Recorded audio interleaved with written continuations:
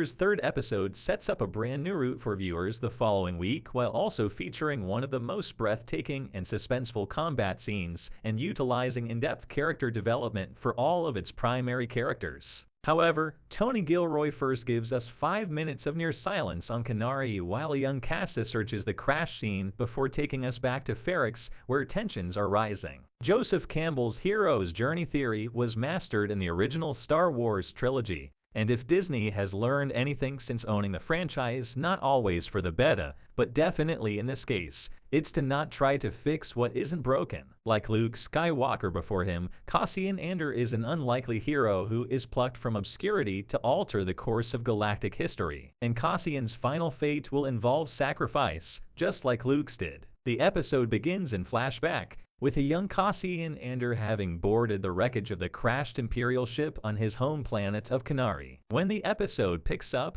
police are traveling from Morlina 1 to Ferrix. He discovers Imperial bodies within, their faces frozen in the throes of pain. In the shiny black control panels, Cassian can see his reflection. He starts smashing the machinery in a helpless, childlike anger. Cassian Diego Luna tells his friend Brasso Joplin Siptane that he will have enough money to settle his debts, but that he will be departing afterward. He has set up a meeting with a potential buyer for his Starpath box, which holds priceless Imperial secrets, according to what we learn. The contrast between that critical day in Cassian's early life and his predicament now reverberates throughout the entirety of Andor Episode 3. Luthen Rael, who is a potential buyer for the Starpath engine, is portrayed by Stellan Skarsgård with a grave expression. He arrives in town via shuttle and is immediately recognized by Bixcaline Adria Arjona, who lets him know that Cassian is needed for questioning. Cassian will be present at the agreed-upon meeting location, which is a neighboring warehouse, for the purchase. The police come aboard a group of ships that appear to be modified low-altitude assault transports from the Clone Wars, originally shown in Attack of the Clones,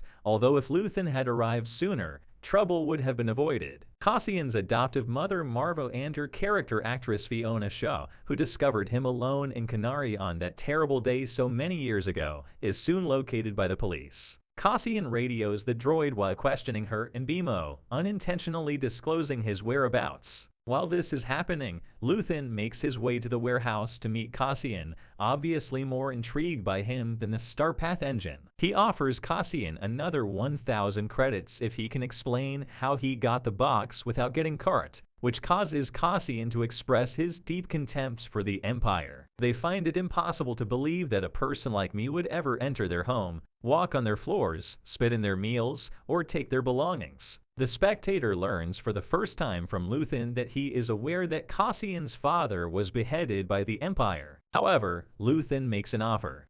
I want you to come with me. Before a blaster-happy Cassian can decide whether to shoot this too knowledgeable stranger, the citizens of Ferrix start sounding the alarm by banging on scrap metal as the police move in Cassian's direction. The town is immediately engulfed in the cacophony, which gives residents time to close their businesses and flee from the police. This organized response, which one of the policemen refers to as intimidation, demonstrates the modest ways that common people have been able to fight the Empire. The ringing also serves as a signal to Cassian wherever he may be that his time is running out. Even though he doesn't trust Luthen, he is left with no other choices. As police encircle the building, Luthen smashes Cassian's comlink after realizing it had revealed their location. He then uses explosives he had planted on his way in to blow open the warehouse doors. The two are forced to abandon the Starpath after a drawn-out struggle with the authorities. The surviving police on the ground are starting to understand that this will not be as straightforward task as they had hoped. The ambitious young Lieutenant Cyril Karn Kyle Soller, who has just learned that Cassian has a partner, exclaims, "Now there are two of them." Is there a deliberate allusion to the Phantom Menace? All we can do is hope so. When Marva returns to her house, she observes the tense officer holding her hostage and now looking out the window while listening to the townspeople's alarms. She informs him that's what a reckoning sounds like. In a vacant apartment, Cyril Karn is discovered by Cassian and Luthen, who are fleeing. They catch him off guard and manage to disarm him. Luthen wants to boost a car when they get the number and location of police forces from him, but Cassian has a much more cunning plan. The police open fire on a land speeder as it speeds down the street, causing it to flip and crash. With pistols drawn, they walk up to the automobile, but Luthen and Cassian are riding a bike, not a speeder. As they drive away from the scene,